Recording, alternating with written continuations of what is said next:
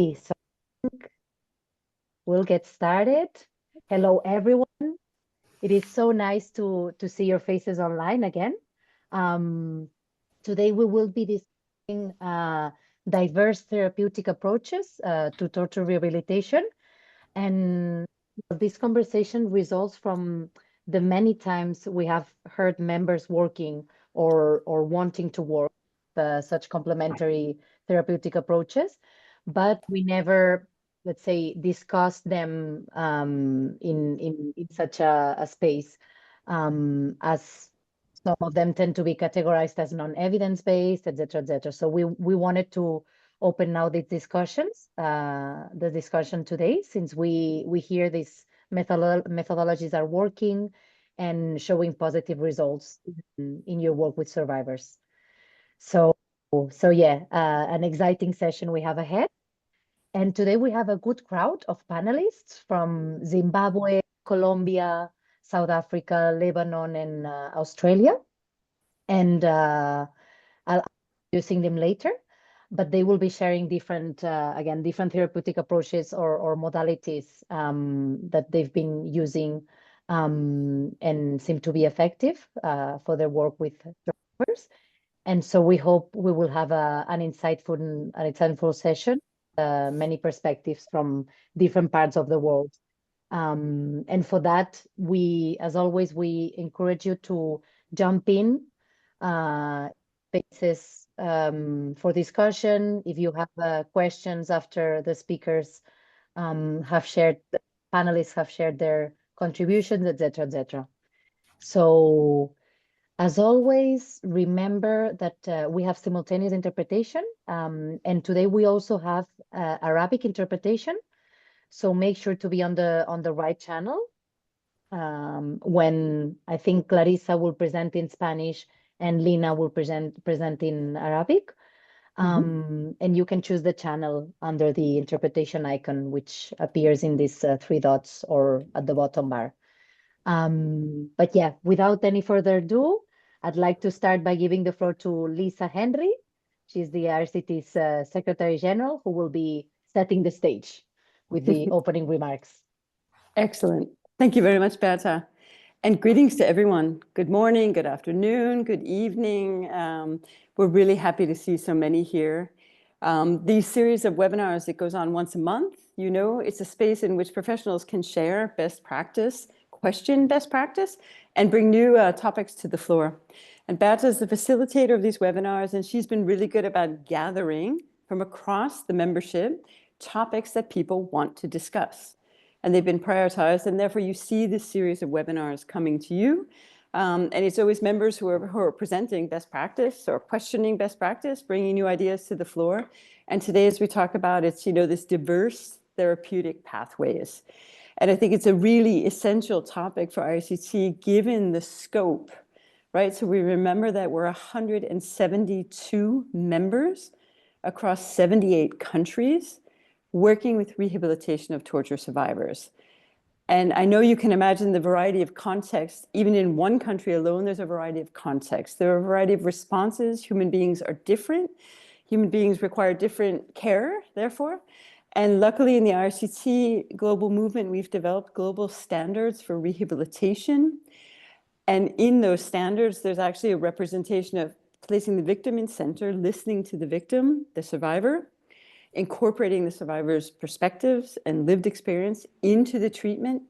We also talk about sharing best practice as one of our global standards. It's an obligation, if you're part of this membership, to share what you know with others so they can take it on. They can copy what you're doing and repeat it, amplify it, and we can learn more from it. Last but not least, I think this diverse therapeutic pathways methodology also responds very well to the fact that survivors are not alone, right? They have sisters, they have brothers, they have family members, and therefore some of these treatment methodologies, I think, very much will address the fact that you can't exist as an entity by yourself, but you're part of a family or a supportive community, and therefore methodologies like this might help. So with those words, I would say we're really happy that you're here, and we're really honored to showcase the work of member centers from around the world, different experiences, the evidence they've gained, the knowledge they have, so that you and your center or in your treatment program can understand, is this something we would like to or should be taking on and into our center? Should we be incorporating some of these methodologies? Should we learn from our colleagues and then therefore improve our services? So thanks very much for being with us today. And with that, I pass the word back to Berta. Thanks very much. Great, thank you, Lisa. And yes, Lisa was saying this is a space to listen, well, hear from each other and obviously inspire, get inspiration from what other colleagues are doing. I just want to mention, if you hear something that is specifically interesting for you, or that you would like to learn more about that modality, feel free to write in the chat and write your email so that we can connect you here. Yes, but so yeah, I will start with now presenting the 6 panelists of today. And I would like to thank them in advance for their time and willingness to participate in this panel. I know you're all setting time aside of your busy workload and daily work with survivors, so we really appreciate that. But we have with today Clarissa Rocío. She's a psychologist at CAPS Colombia. We have Lina Raduan. She's a psychologist working at Khiam Foundation in Lebanon. Charlotte Motsoari. She's a social worker at CSVR in South Africa. And then we have Eugenia, Mpande, and Mike Cube. Cube or Cube, Mike? I'm always in doubt. They are from Mike three of... Move. Yes. Right, good you correct me. From Tree of Life Zimbabwe, so both of them will be presenting, and then we will have the contribution from Lalita Lakshmi. She's a dance movement therapist from QPAST Australia, but given the time difference, she sent us a short video, so we will be we asked her to share her experience with dance movement therapy. And then Mariana Martinez was going to join us from Vast, Canada, but she unfortunately couldn't join. But we hope to hear from her next time. But yeah, I will go immediately. As remember that this is a setting in which I'm this kind of a panel discussion where the 5 panelists will be asked questions. And this will hopefully boost the conversation around the topic at the end. So feel free to, write questions in the chat, keep your questions towards the end. Maybe what I will do is at the end of the first 6 questions, we will go into, we will have some space for questions from the audience. So yeah. And I think, Charlotte, I will start with you. Again, Charlotte, a social worker at CSVR, South Africa. You told us that you have been using body mapping exercises for ex-combatants as an art-based methodology to connect body and mind. And also, I think you mentioned memories for documentation and adapting healing. Could you expand a bit more on that, and what was the impact you saw in these ex-combatants implementing this technique? Yes, thank you, Bertha, and thank you for to everyone who managed to join the webinar. So at CSVR, we do work with a lot of torture survivors, as well as survivors of gender-based violence and the likes. And our most recent program, we were working with ex-combatants or people who fought in the fight against the apartheid regime in South Africa. So in this regard, we used the body mapping as a tool to intervene in a group setting. So what the body mapping is it's a therapeutic technique that uses visual representations. It uses symbolic drawings or paintings, and it helps one explore the body's connection to the emotions, traumatic experiences, as well as general physical sensations. It also helps one to gain an awareness of how they respond to stress and emotional distress in the present. And this then allows them to have an understanding of their experiences and how they process their experiences, which is often as a result of how they or what they experienced in the past, or how they've processed things in the past. It is also used as a form of a memorialization, where the focus is on people's stories. So people get an opportunity to actually document their stories and share their experiences, often for those who have not been able to be granted such a platform to speak from their own perspective about their experiences. So it's a methodology that, it's an art-based methodology that can be dated to around the 80s. And has been adapted many times. But what we found is that it provided an open space, a very calming space as well, for people to be able to engage with the impact of what they experienced, but also the process of it and how it has changed them, how it has influenced not only them as individuals, but also those around them. When undertaking this program, participants are invited to they draw a physical, and I'll show, maybe I don't know if I'm able to show a physical drawing of this, but it's a life-size drawing of the body map, the outline of the human body, and within it, it's like a systematic process, right, that happens over about a week. So the personal stories from childhood to school years are encapsulated in the body frame. And then during the process of engaging with these life stories, the participants themselves get to engage with each other. And during these engagements, there's the acknowledgement, there's the validation that also takes place, which is also therapeutic in itself, to be able to share your story in even a more intimate space than even the general group.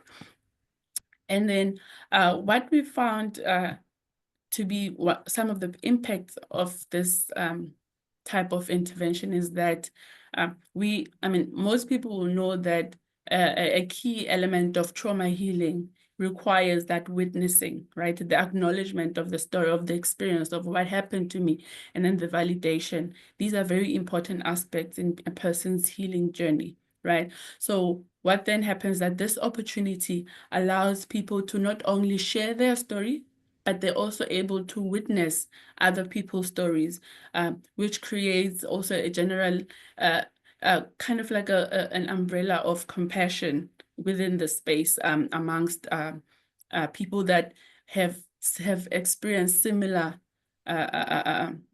who share similar experiences. Of course, the facilitator during this process is there to help process some of the emerging emotions. Some emotions, of course, as you can guess, they may be quite overwhelming. So there is that element of support. It's not just people being left to their own devices.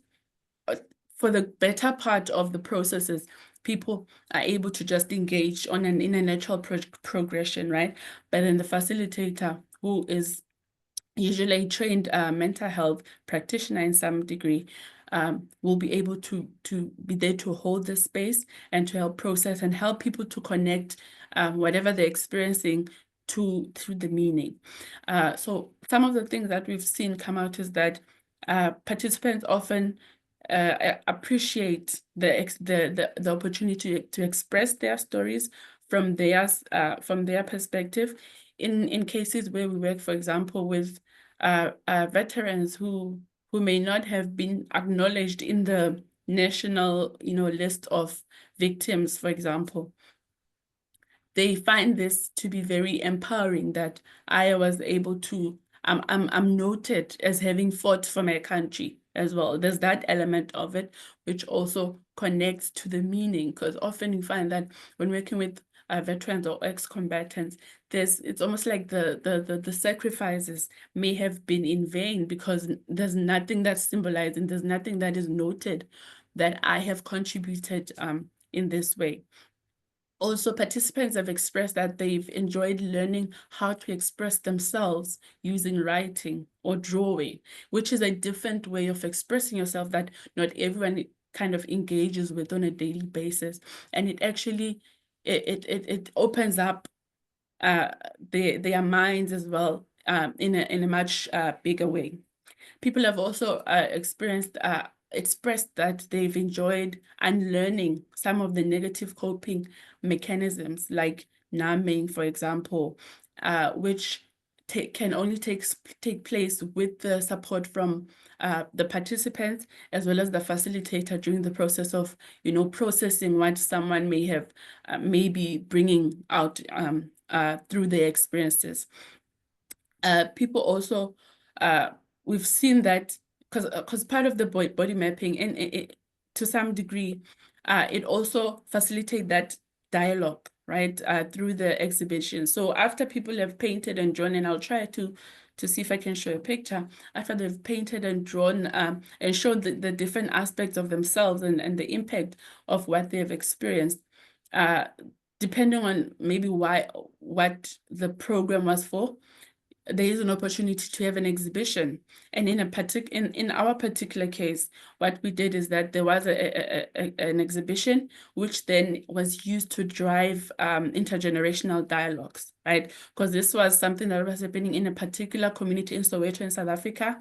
And there were challenges, if you know about the June 16, 1976 uprisings, where a lot of youth lost their lives.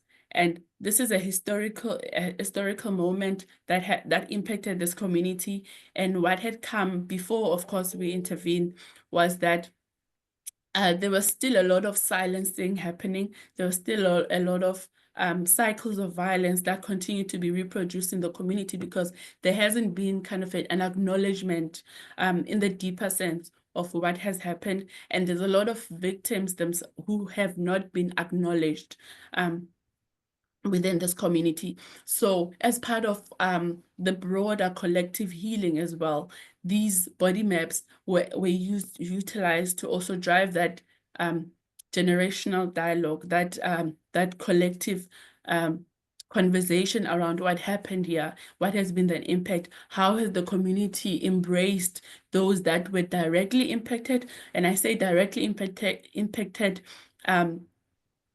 quotation marks, because you can't really quantify direct impact, right? Because even whether it's you who experienced it yourself to your personal body, but even through witnessing, neighbors and other people in the broader community are victims of that particular form of violence. So it's important that we open up the spaces for people to share from their perspective what happened. So the gallery that follows that followed this particular group intervention, it provided kind of like a full circle moment for the processing of the trauma, for the collective healing aspect of this particular incident, which was around the June 16, 1976 Soweto uprising. Thank you, Charlotte. I'm wondering if you want to share actually a picture, well, the body mapping that you were referring to. I think you should be able to share screen. Let me see. It's been a while since I've used Zoom to share. I'm trying to find okay, yeah, I think I found it. All right, please let me know if you can see my screen. Not yet. Yes. Can you see now? Now we can. Okay, yes. So this. Maybe you can put it full screen. Yeah, I'll do that Charlotte. just now. Perfect. Thank you. Yeah, so these are this is the results, right? The end result of these body maps. As I said, it's a systematic process which takes over about a week, right? There's a set of questions and a set of kind of side group discussions that take place as people are drawing and painting and representing their stories in this way. This is a technique that we have. So here where you see when the body maps are now on the wall, this was during the intergenerational dialogue in the community now. This was after the actual process took place. So people get an opportunity to go from body map to body map, engaging with what they see. They can ask some questions, of course, within limitations, and this is all done with the consent of the people that actually produced these or created these body maps. Yeah, so this is an example of the one we did recently in South Africa. We've done this similar, or rather, we've had our psychosocial supporters do similar work in Guinea. This was, I think, about 2 years ago, 2 years maybe, where they documented survivors of sexual violence in community. They're using this methodology. It also helped the survivors themselves to get an opportunity to share their experiences while processing as well the trauma that comes for it. Like I said, it's not just drawing and sharing. There's also the processing of what comes up, of any distress that may arise during the process. And then there was what they did in Guinea. Then they had a traveling exhibition. So from community to community, where they are sharing to say, this is what happened in this community, and then driving the dialogue and the conversation around what the survivors were able to share. Yeah, I think I'm trying to unshare. It's okay. I can do it for you, Charlotte. Yes, thank you. Thank you. But thank you so much, Charlotte. Oh, sorry. You were gonna say something else.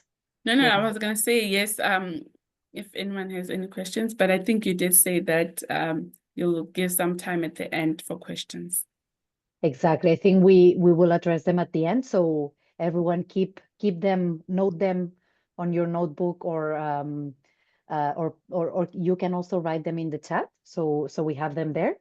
But yeah, I think I want to thank you, Charlotte. I think it's very interesting elements here with both these intergenerational dialogues, also this full circle process that you were speaking about for collective healing. So there's a lot of very interesting points. Thank you so much, Charlotte. I think we'll move on to the next speaker or speakers, Eugenia and Mike from Tree of Life Zimbabwe. So Eugenia, when we spoke, you told me that you do provide a number of mindfulness, body work, and art-based interventions at Tree of Life. Could you explain us a bit more about those techniques and how you integrate this as part of your services? So thank you so much, Beta, and greetings, everyone. Mike and I are from Tree of Life, and our work at Tree of Life, that is trauma-informed, holistic, and survivor-led, is built on the cultural understandings of well-being. So yes, we look at well-being, and culturally, what does it mean to Zimbabweans and other people? And we also do this work with groups. We target men, women, and children. It is rooted in the community. We work in communities, in their time, in their space, and the therapeutic work responds to people who have been violated, who have experienced trauma due to organized violence and torture. And for most of the time, the trauma is collective.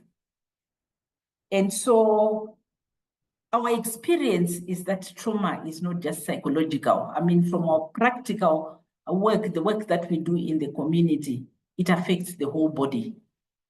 And our work is also evidence-based. Mike will speak more to this. We've done some studies to look at the impact of combining our narrative processes and body-based work, as well as art therapy. When we did a longitudinal study with participants that we had worked with since 2014, we noted that they were still using these practices effectively. And some of them are actually doing these practices with their families. It has cascaded because of the impact.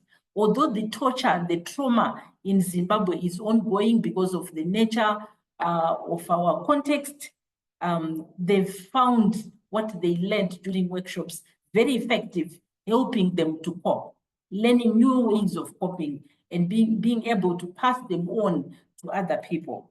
So we combine these different methodologies. And for now, I will hand over to Mike so that he can say more about the practical way of doing it. Over to you, Mike. Okay, thank you very much, Eugenia. Good afternoon, everyone, once more. Yes, at Tree of Life, like Eugenia said, we've got interventions that we do alongside our talk therapy. We do body scan meditation, breathing exercises, body movement, physical massaging, and art therapy to help enhance the healing processes. Yes, the body scan meditation is a mindful practice that focuses attention on different body parts. And this helps individuals after joining, because they'll be working in a group, after joining the group, so that they are now able to feel themselves, to come to their senses, to join the body and the emotions. Because many a times when people are traumatized, the emotions, they try to run away, or the soul runs away from the body because it's not a comfortable place to be in.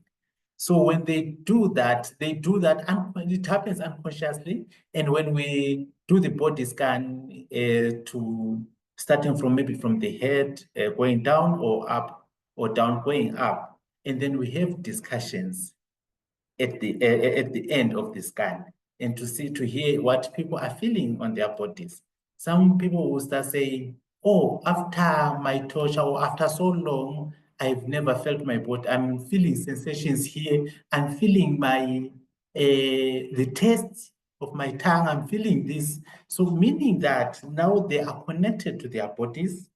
They are now in their bodies, and the thoughts and the thoughts and feelings, they now have them, because we realize they will be saying actually that most of the time, the thoughts actually will be wandering away from them. This helped them also after the discussions in a circle or in a group. They realize that they share some commonality with other group members.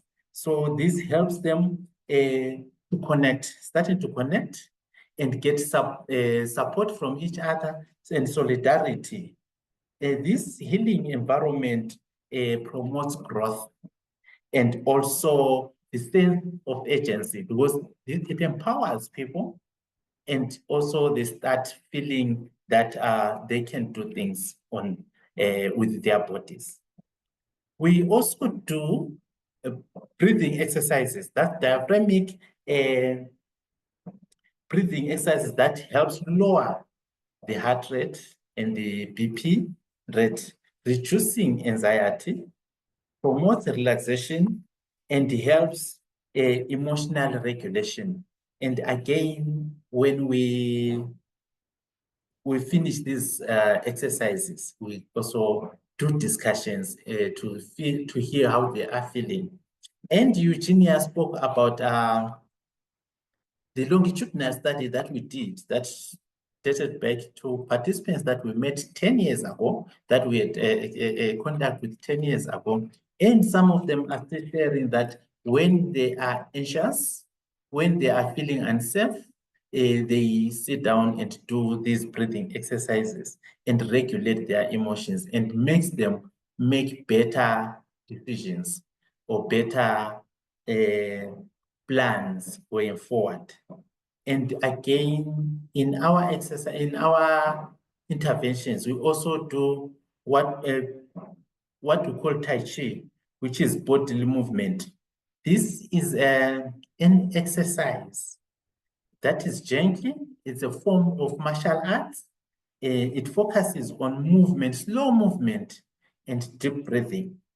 It helps the participants to find balance and reduce stress and promote sense of calm. And when they are in that sense, now as a group, because we work in groups, they are now able to connect with each other. They are now able to feel more communal because they've got shared experiences, and they feel not isolated, because many a times you find people feel isolated because of the trauma.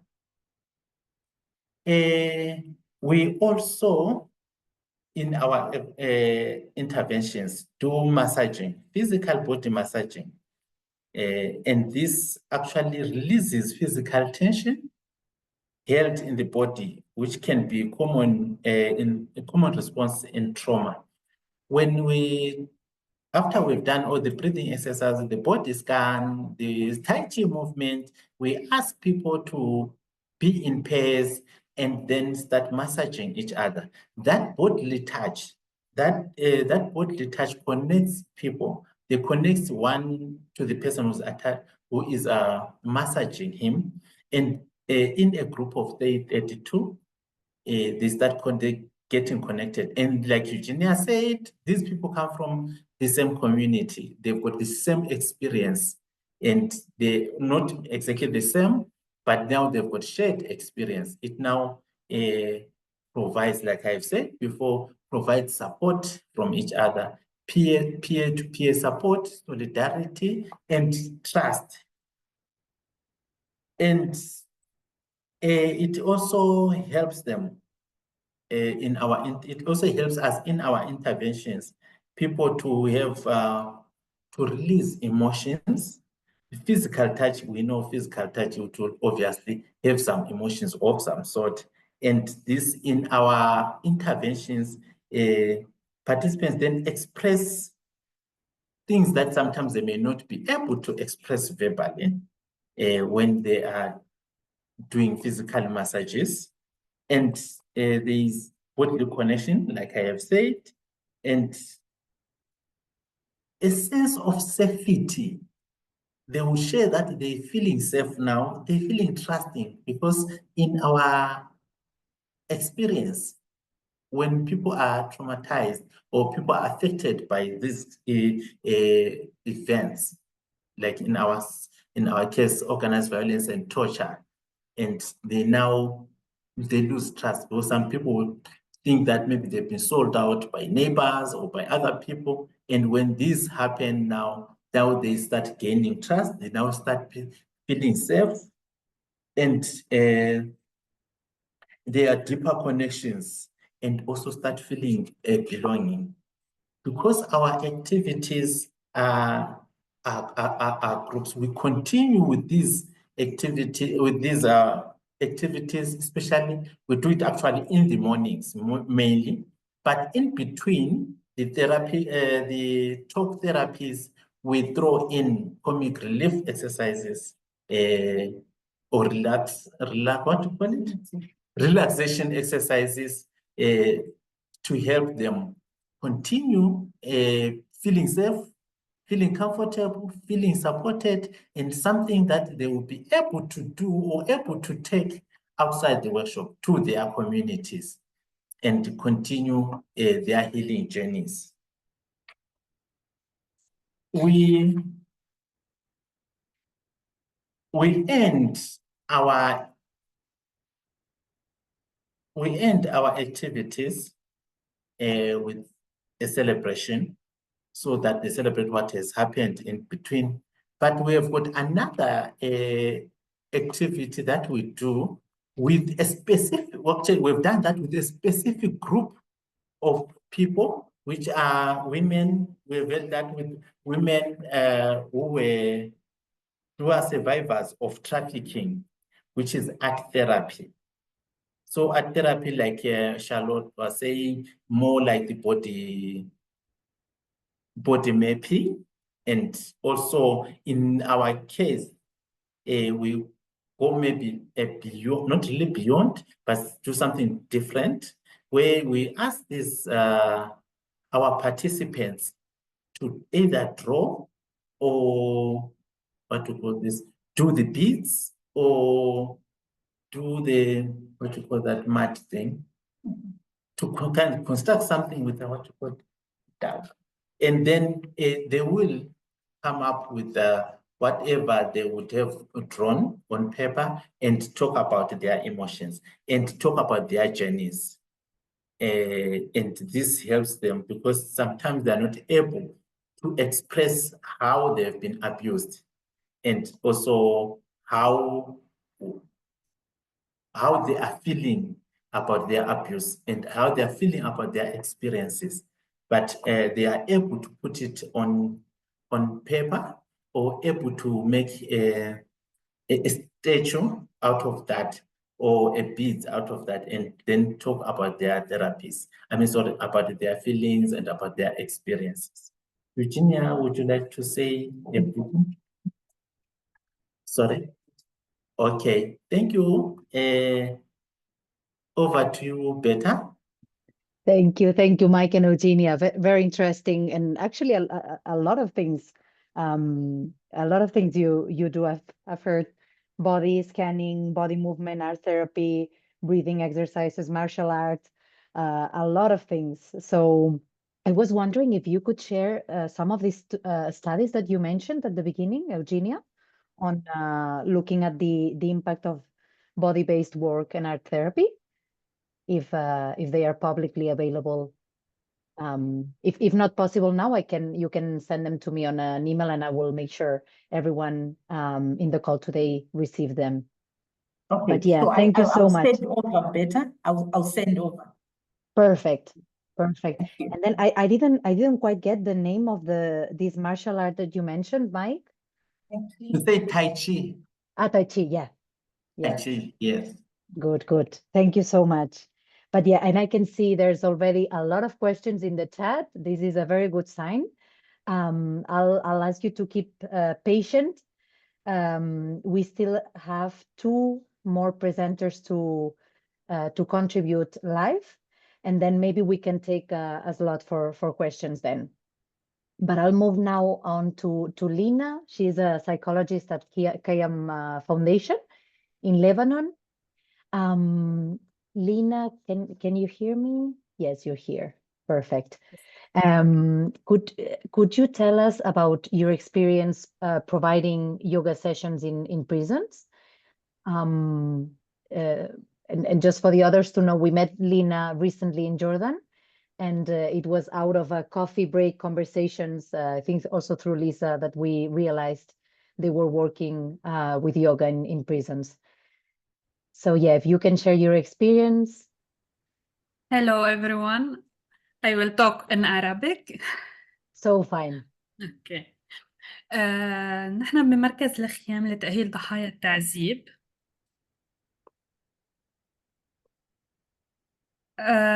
نعمل مع ضحايا التعذيب في السجون الإسرائيلية.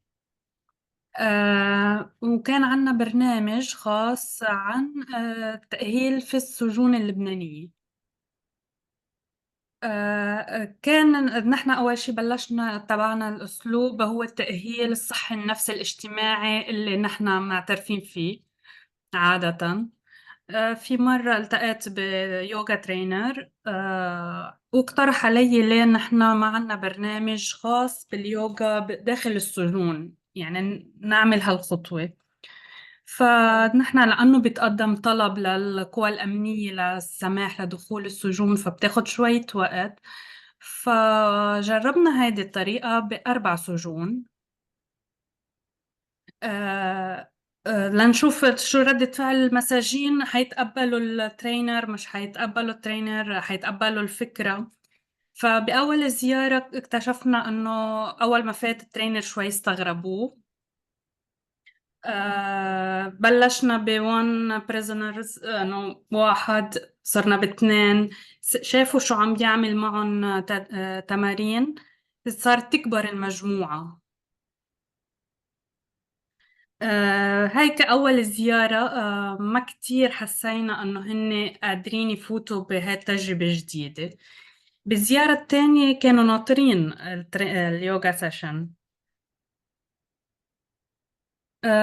ومع الوقت لاحظنا إنه اليوغا خففت من التوتر. يعني نحن بالسجون اللبنانية عنا اكتظاظ، عدد كبير بالغرف، ما عندهم مساحات يطلعوا عليها غير وقت محدد، مثلا الساعة 5 بتسكر بواب الغرف، هن للصبح بضلهم بالغرفة. فهن قاعدين يعني عم بتخوتهم كل الوقت، ما عندهم أي اكتيفيتي، قليل اللي بيمارس الرياضة خلال النهار. فأنا كنت أعمل جلسات نفسية مع السجناء، واليوغا ترينر كان يشتغل معهم سيشنز.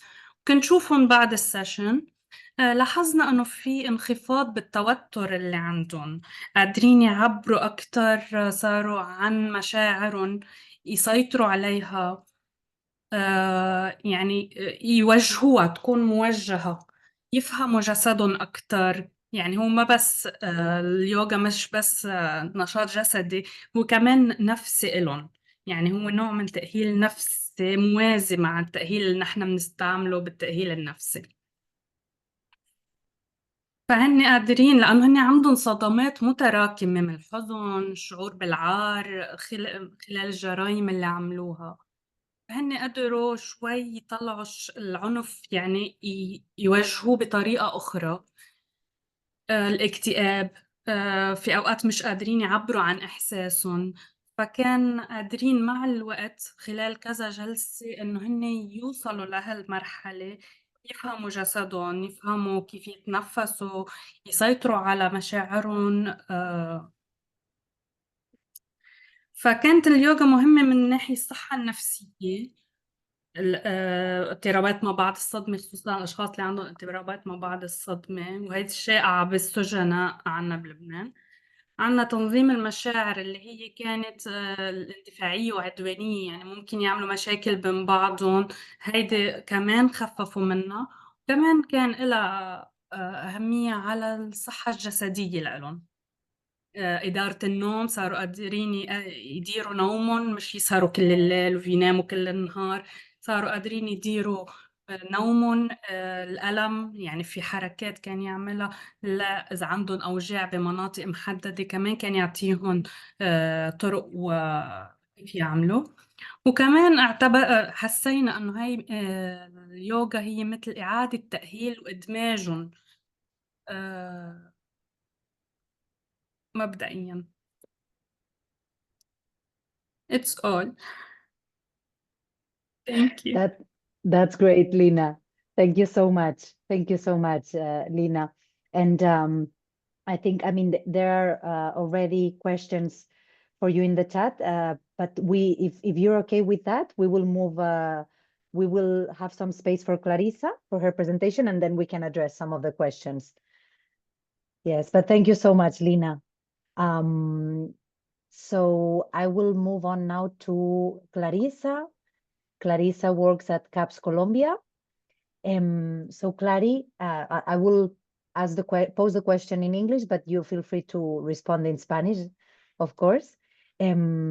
So Clary, at CAPS, you explained you use alternative therapies such as traditional Chinese medicine, TCM, as part of your treatments. Could you expand a bit more on what this approach entails? Claro que sí. Buenos días bueno, aquí en Colombia, buenos días para todos y todas.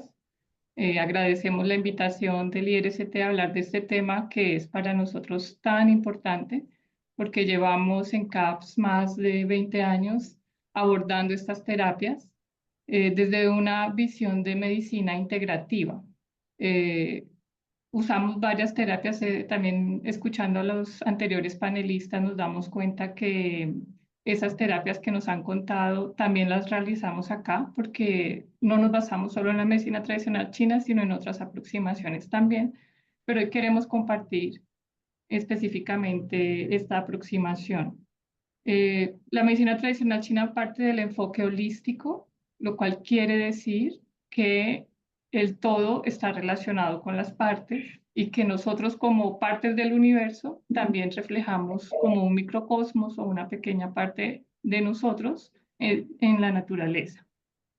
Y consideramos que hay una unidad entre cuerpo, mente, espíritu y por supuesto las cosas que van pasando alrededor de nosotros. En nuestro caso en Colombia pues ha habido un conflicto armado bastante largo y aquí en CAPS acompañamos personas que han vivido hechos de tortura y de violencia sociopolítica y por eso también tiene una relación con la medicina que realizamos y que tratamos de impulsar acá.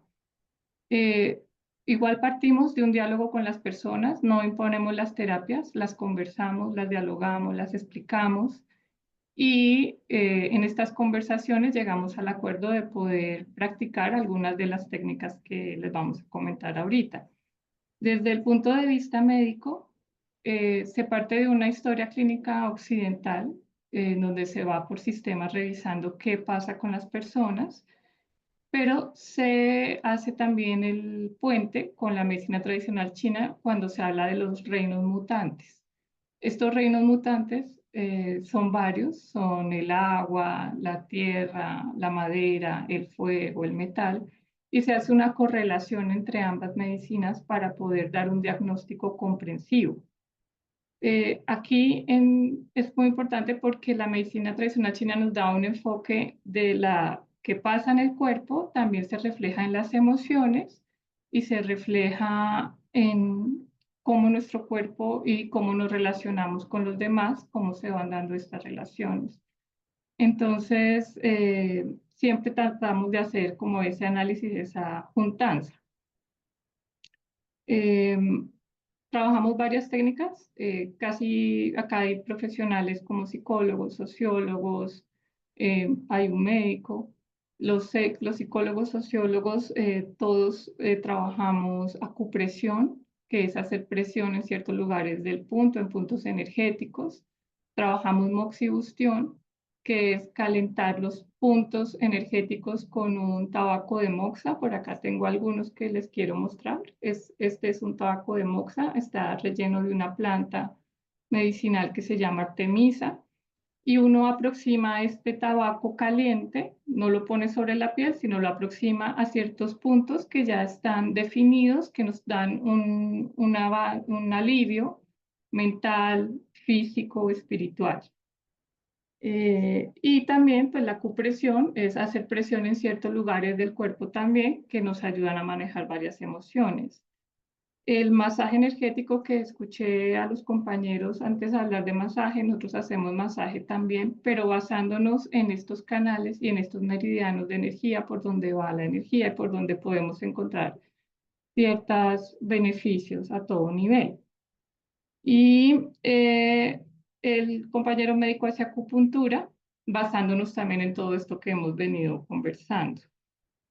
También hacemos nosotros esta integración de terapias en donde no es solamente la medicina tradicional china, sino que como les decía antes, también hacemos todo lo que tiene que ver con aromaterapia, terapia floral, homeopatía y tratamos de integrar todas estas terapias.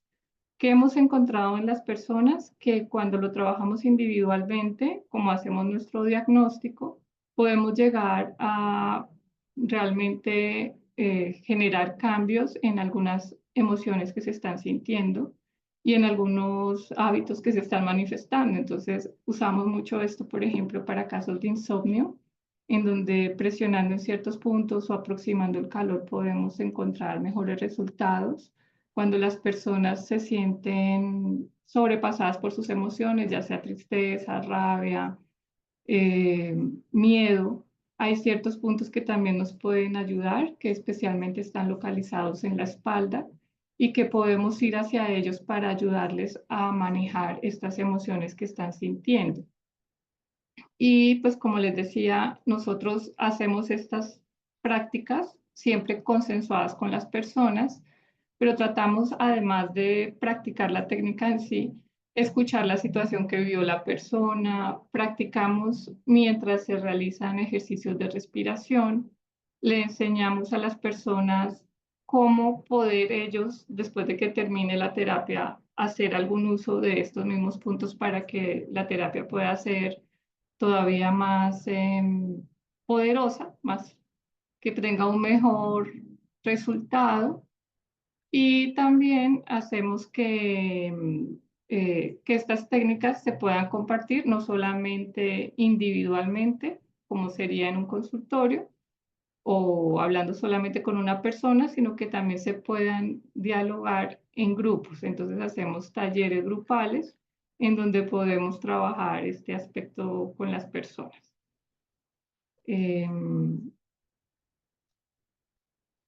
Pues hasta aquí la presentación. Tal vez haya más preguntas más adelante, pero por lo Perfecto. pronto queremos compartir. Perfecto, Clarissa. Muchas gracias por compartir. I think this was also a very interesting combination of, right, how you combine la clínica occidental with this bridge that you were commenting with the Chinese medicine, and how that gives you. Oh, sorry, I'm gonna mute someone here. And I think that's Chenar from Iraq, who actually we also met in Jordan, and they explained us that they also work with animal therapy in Iraq. But maybe Chenar, you can jump in later and share their experience with us. Sorry. But yeah, I think what we can do, because I'm also aware of the time, because the last speaker, as I said, she has sent the video due to the time zone. She's based in Australia. She's working at QPAS as a dance therapist and working with different somatic approaches. But what we can do, we can have maybe a 10-minute window now where we address some of the questions that have been already coming up to Charlotte, Eugenia, Mike, Lina, and Clarissa. And then we can move on to Lalita, if you agree. Then it doesn't feel that long. So I guess we open the floor in for the audience, and you know there's basically no rules but to raise your virtual hand or go on mic and share your input. I can see Lisa saying that yeah, they have a healing garden in Iraq, but I think they also mentioned they were working with animal therapy, right, Lisa? Yeah, good. They're animals in the garden. In the garden. Good place to be. Otherwise, while there's a hand up, Elizabeth from CSVR. Go ahead. Good afternoon, everyone. My name is Elizabeth from CSVR. My question is directed to Tree of Life, our colleagues from Zimbabwe. Am I audible? Yes, you are, Elizabeth. Oh, okay. Yes, so I was just asking, so because their approach is more for the like body therapy, right? And I'm just here and thinking to myself, it's not that comfortable, yes, you may be in a group settings where, okay, I'm gonna be part of a group, for this purpose, but I don't think I'd be right away just comfortable knowing that, okay, there's gonna be someone who's gonna be massaging me and all of that. So my question basically is, what is the usual response from participants as you are explaining your approach, to say our approach or our therapy is more of the body therapy, and it will involve us touching each other. As you said, the group will at some point have to, there's a part where they massage each other. So I just wanted to know and understand what is the usual response when it comes to that, and also how do you prepare for that? Because I mean, touch is also a sensitive act. So I'm just here thinking to myself, oh, it can't be that easy for me. As much as, I'll be there, giving my consent to care, I'm gonna be part of this group. This is for my, it's gonna be my experience. But thinking about how sensitive this is, what are the usual responses, and how do you usually prepare for that? Thanks. Hi, Becca, can we come in? Yes, please. Yes, I will allow Mike to respond and then I'll. Okay, thank you very much. Thank you, Elizabeth. Yes, we do explain. 1, 2, we would have prepared these participants from the day they start in terms of when they are bonding and how the workshop is going to unfold. And besides, we do not kind of like force on this body massaging by other people. We, like I said before, that we ask people to be in pace. They choose a person that they trust, but if they are not comfortable, they are allowed not to. They are allowed not to allow someone, to share that they don't allow someone that are not comfortable with someone massaging them. So we say the participants' freedom is paramount. So if he's not happy or if he's not comfortable, then we do it maybe differently. He would not do that. And we also, like, I don't know if I mentioned that we try to be inclusive. We are aware of different levels of physical abilities. When we do our exercises, we adapt in such a way that the different levels of abilities are also feel comfortable. If they are not, then they are supported by our trained officers. So yes, sometimes touching may arouse some feelings, can make maybe re-traumatize, but we ask people when they feel they want, they are comfortable for that intervention. Thank you, over, Eugenia. So thank you so Mike. Yes, there is a lot of preparation that is done. In fact, Mike spoke about at the workshop. We do it even well before the workshop.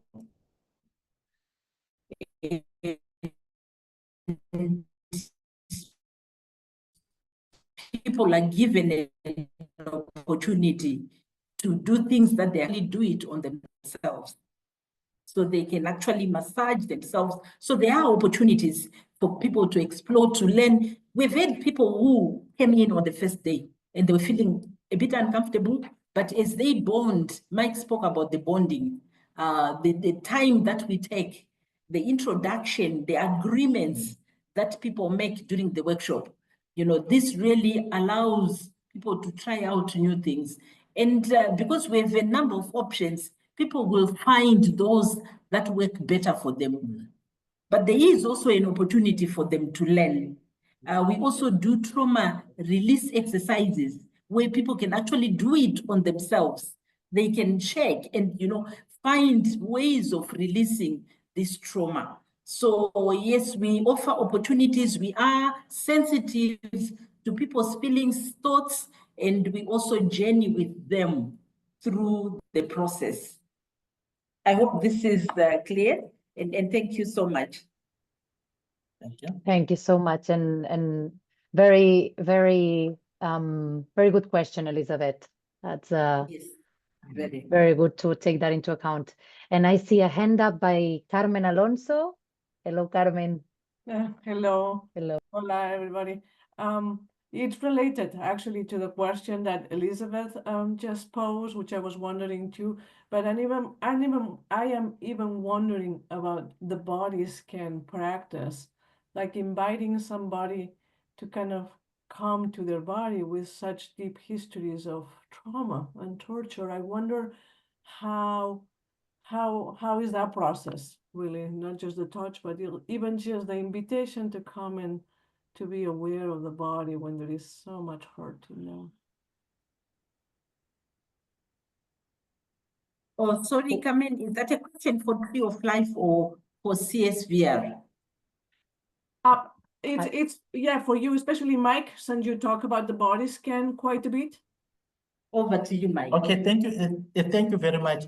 Yes, people usually they feel uncomfortable, but you do like it's a meditation. So when we're doing that meditation, that how do you feel starts like visit your feelings from the head, you know, going down maybe the ear, what are you feeling in the ear, in the mouth, what are you smelling, what are you tasting, and then in the neck going down. Yes, sometimes some people may say it was uncomfortable for some people when they start. And at the end, you find, I'm not sure if I'm answering the question. At the end, they'll say, okay, I felt a lot of sensations in my body. I felt like I am connected to my body because sometimes I am not even able to feel the aching on my back. And you find people now walking like they are bending like this. Because maybe there are a lot of other things that they've been feeling and they've been ignoring. I'm not sure if that is adequate, but then the feedback is they feel much better. They feel connected as an individual with self, and then they're now able to connect with the next person and connect with the nature and the spirit, and it becomes holistic connection with the surrounding, and then helps them to start their healing journeys. Hence, they start like in the morning, they will start doing exercises, they start breathing, most of these things that would have learned from our workshops. Okay, if you want to add. It's a step-by-step process. And this is done in, we call them circles, but these are sessions. So we don't just start as people come in, we don't start introducing these things abruptly. We do it gently, step by step, and we are aware that within the group, people are different. And we also are aware that, and before they come into the group session, of course, we do a pre-assessment to see whether somebody is actually fit to participate in a group. If they are not, they will receive an intervention on a one-on-one basis with a specialist before they can actually join the group. Thank you. Can I add one more thing? Like our intervention is a talk therapy intervention where they share their journeys, where they share their life stories, and these interventions that we are talking about helps them to prepare them to be able to feel comfortable, to be able to feel supported and connected, and able to connect in the group and be able to share their stories. After sharing their stories, because of the shared experience, it now becomes communal, and now they feel they can have solidarity, and it strengthens them as individuals and as communities. Yeah, thank you. Hi. Hey, thank you so much for your information on the body mapping, and I really want to know more about that. As someone who's I just recently came to terms with what happened to me, interfamilial. I'm very, very reactive. The good news is I'm having a stellate ganglion block on May 8th, and I'm really encouraged about that. My life just kind of stopped at age 61. So my question for all of you guys is, and Eugenia brought this up, about being ready for some of these treatments, being prepared. And I think with the type of suppression I had in my home, and I lived with my parents all the way through college, that any kind of, when I approach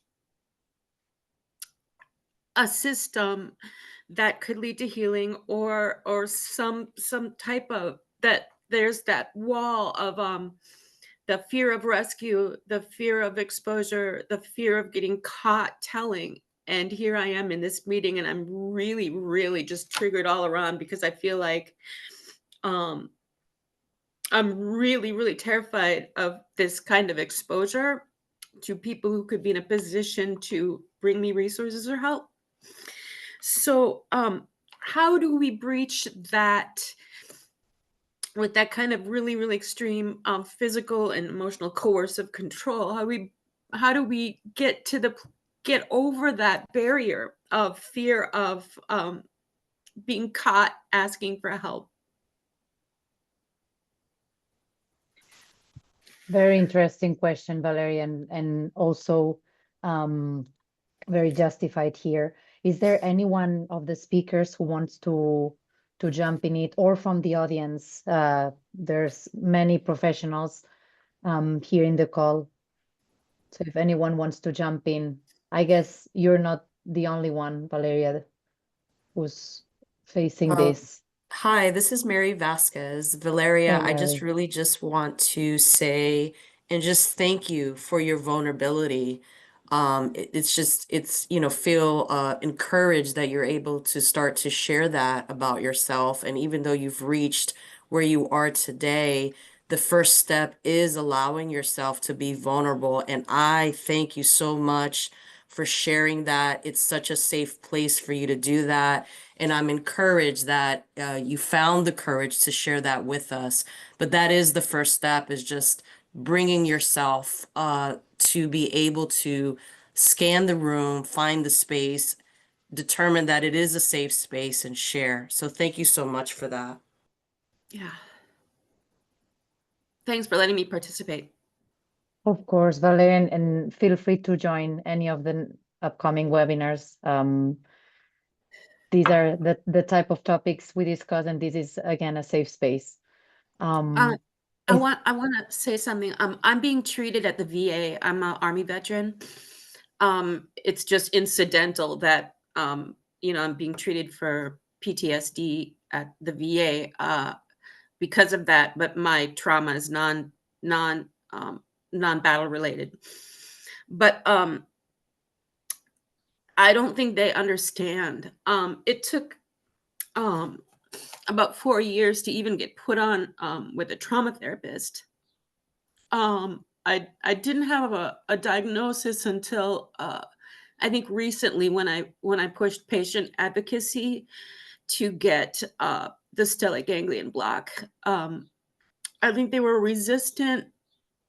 I don't think they understood how to, even though it's still PTSD, I don't think they understood that what I experienced, they still don't, was torture. And how do, for people like me who are still trying to get recognized for what happened to them, and how do we get to you guys? I mean, I think it was just an accident. I just kind of followed the breadcrumbs till I found out, till I accepted what happened to me, and then I found you guys. But I mean, how do we get recognized? I would actually say, Valeria, I would encourage you, if you can, in the chat, put your your email or somewhere where we can contact you, where can we reach out to you. And Yeah. obviously, anyone in the call here, feel free to reach out to Valeria. But we will try to connect you to, depending on where you're based. Thank you. Yeah, sorry, I don't want to turn this into a therapy session. No, but it's fair, and this is as Lisa is saying, there are IRCT members around the world, and depending on where you're based, you can see if there's any center that you could reach out to. Okay. But yeah, I can share the link in the chat where you can see the map and you can see the different centers. But I will ask William to kindly go on mic, because I see he has the hand up. And in the meantime, Valeria will share here in the chat the link. Okay, thank you very much, Bata. for giving me this opportunity. And I would also like to thank our facilitators for the deep reflections that they shared with us this afternoon. And again, I would like to add that the integration of psychological as well as physical approaches in treating trauma is very important, because once the body has been mapped out, and then again, where there are physical exercises, we can say that the survivor, to a great extent recovers. And at IMLU, we also have a similar approach whereby, and we're actually working on it with CVT, where we had survivors of 2007, 2008, who had very deep psychological as well as physical wounds, but we managed to integrate, the therapeutic approach of physiotherapy and what we refer to as resilience brief therapy. So just like to commend, the presenters or the facilitators of today, that the therapeutic approaches that they use are very key, and just a word of encouragement that they should continue with the same, spirit. Thank you very much. Thank you, Willing. And also very, very interesting to know that IMLU is also using the same type of therapeutic approaches. Very, very important to know and share here. Is there, I don't see any more hands for now, but maybe we can go through a couple of questions that I've seen in the chat. Charlotte has had to leave us, unfortunately, but she said she would reply directly on the questions in the chat, and I can see she has already responded to you, Mary. And then there's another question for Lina from Nai Hinain. Nai, feel free to go on mic if you want to, instead of, they've heard my voice for too long now.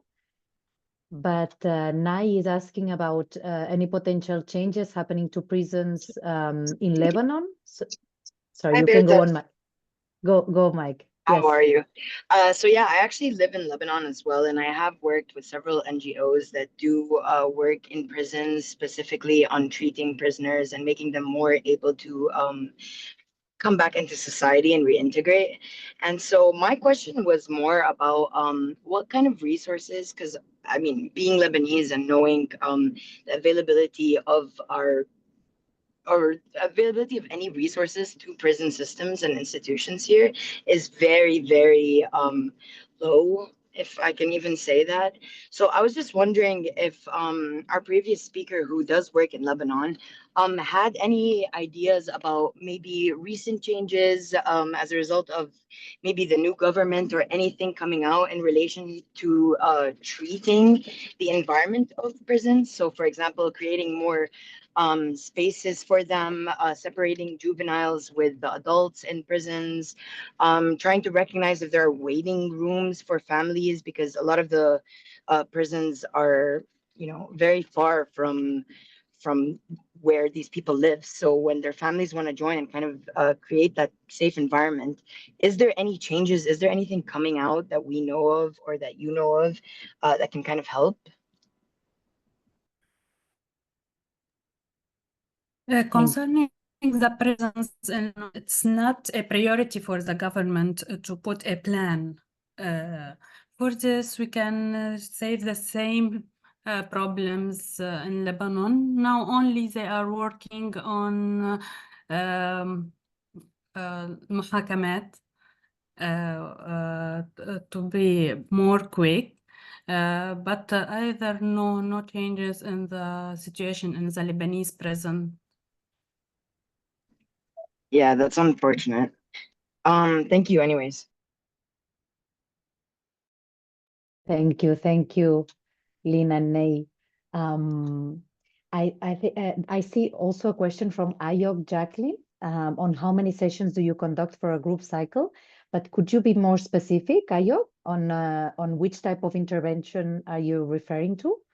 The format of group cycle? Okay, thank you very much.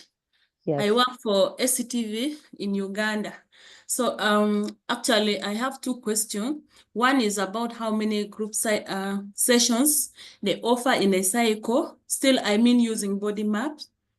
And then my other question is, since they use body mapping for trauma processing, how do they ensure that the client is within the window of tolerance? Because sometimes the client might become hyper arousal. Sometimes the client goes to hypo arousal. So I am interested in the technique. So knowing how they can keep a client within window of tolerance is something that can be of benefit to me. Thank you.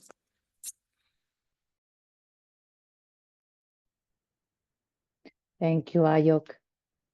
I'm not sure if the other panelists can contribute to that, because Charlotte has unfortunately left. But otherwise, we can take note of your question, Ajok, and we can address it with Charlotte over email. All right. Yeah, if that's okay. She has unfortunately left to pick up her kids to school.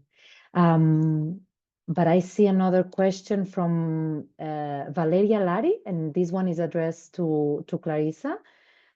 She says that she's very interested in knowing more about acupressure and personal application.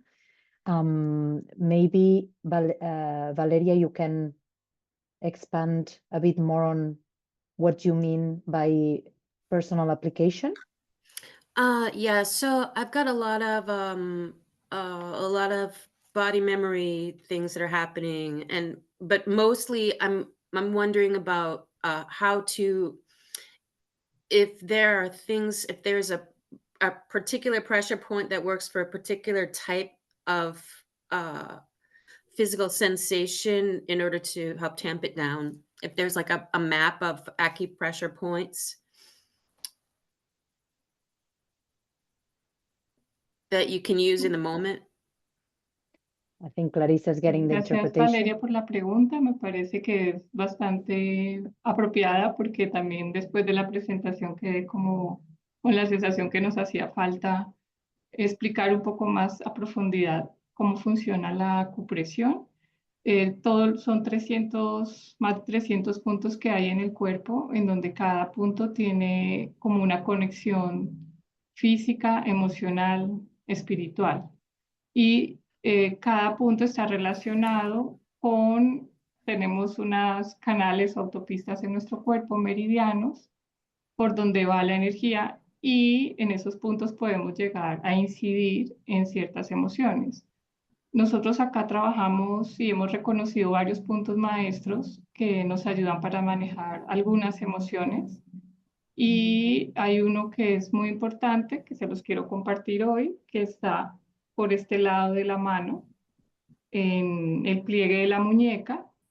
Si uno mueve la mano, se da cuenta que acá hay como una arruga, hay un cambio en la mano. Entonces ahí al ladito hay un punto en donde se puede presionar con la yema de los dedos para cuando nos sintamos ansiosos o que nos sintamos desbordados emocionalmente.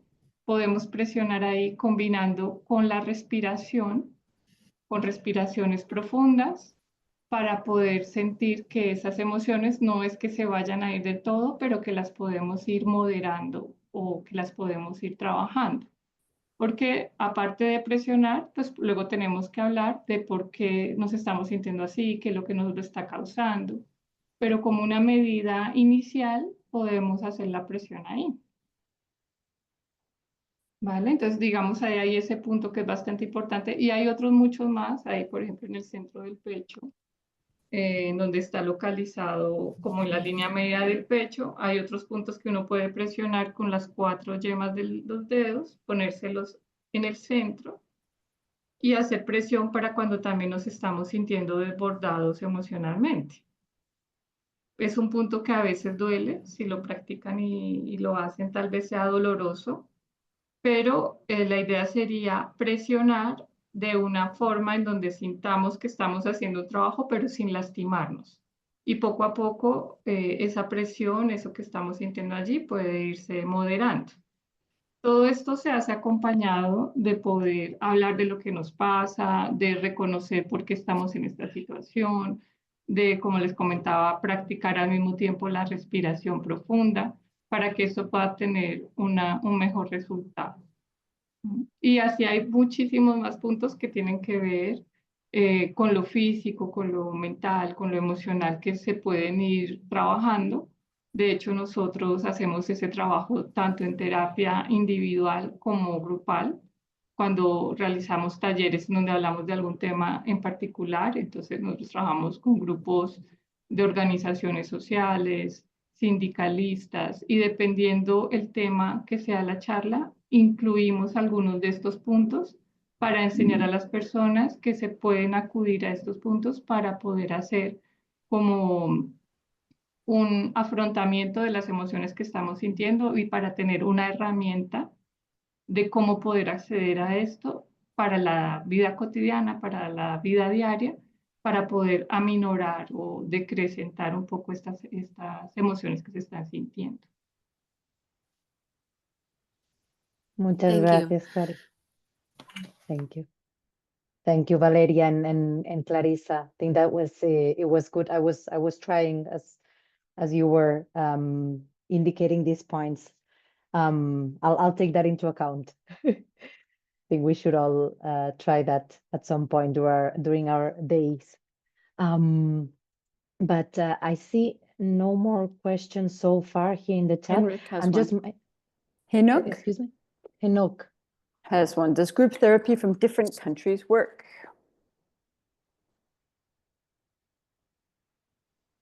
Henok, would you like to say something more about that from San Diego? And if you can specify which type of group therapy you mean? Yeah, I think, yeah, thank you so much. So I do participate in the group therapy, and we run like a group of community members coming from different countries. So sometimes group therapy might be different for different clients or people that come in. So I just want to ask like that kind of question. How do we manage group therapy in general? At the same time also, like coming different perspective, different idea, different culture, different religion. How can we manage the group therapy? That's my question.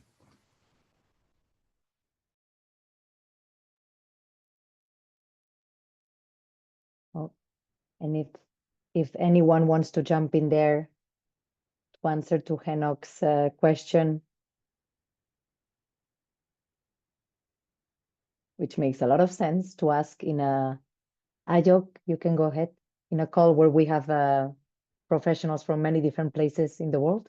Okay, that's fine. Yeah, I want to respond to Enoch that yes, it do work depending on the context and then depending on the kind of challenges the group members are facing, and also depending on the approaches and techniques being used. And then your other question is how can we manage basing on the different cultures? Looking at the culture of Uganda, one, we try to practice multiculturalism, do what is what suits the culture of your context, and then also having clients of similar challenges together. And then also I have seen what makes it work also is the confidentiality. Most clients do not want their challenges, do not want their confidential issues being said anyhow. So what has helped us in our group is to make all clients sign confidentiality forms that ensures that whatever has been discussed, whatever has been done in the group remains in the group. And then consistency has also helped us for our group to work. Like I have said, depends on the approaches and the techniques you're using. For us, we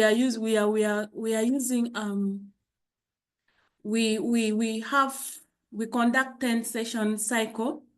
So if we say every week we meet and do group session, we ensure that there is consistency.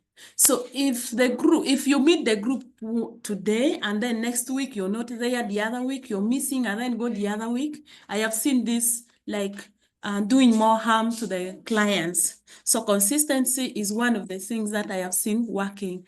So yeah, for now, this is my submission. Thank you. Thank you, Ayok. Thank you, thank you.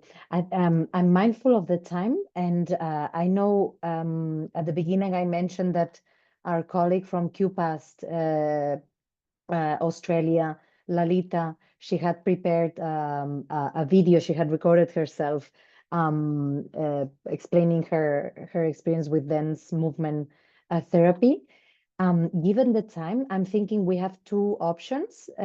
We can share it with all of you. We can share the recording with all of you with the email we send always after the webinar, with the recording of the webinar, etc., etc. And or we can also dedicate a new session, a new webinar in the upcoming months on, I would say, art therapy, dance therapy, or any others that I think have been kind of we have. I feel like we have more room here to discuss and to go much more in depth. I can see already Nai saying that would be great if you can have a webinar on these topics. I also saw today that there's a lot of different modalities that it would be interesting to go a bit more deeper into.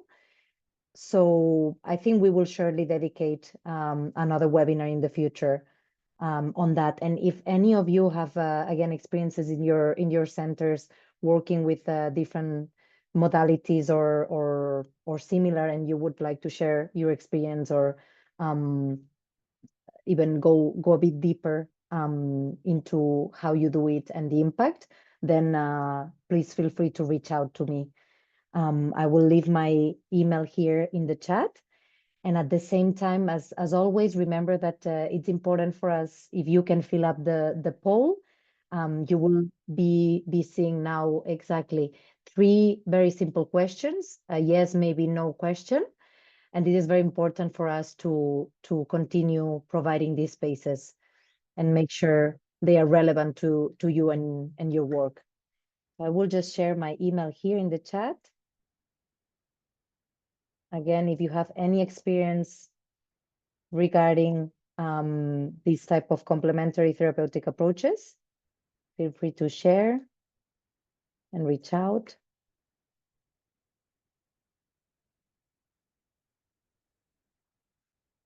Good.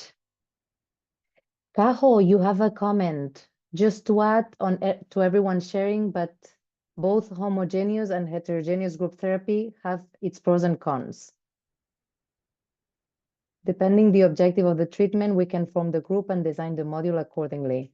We work with both homogeneous and heterogeneous group. Both of them worked. Would love to share more if we can have the chance. Yes, actually, I will write that down, Cajo. As I'm mentioning, I think we will dedicate new sessions to these topics. So stay tuned, as they say in the TV.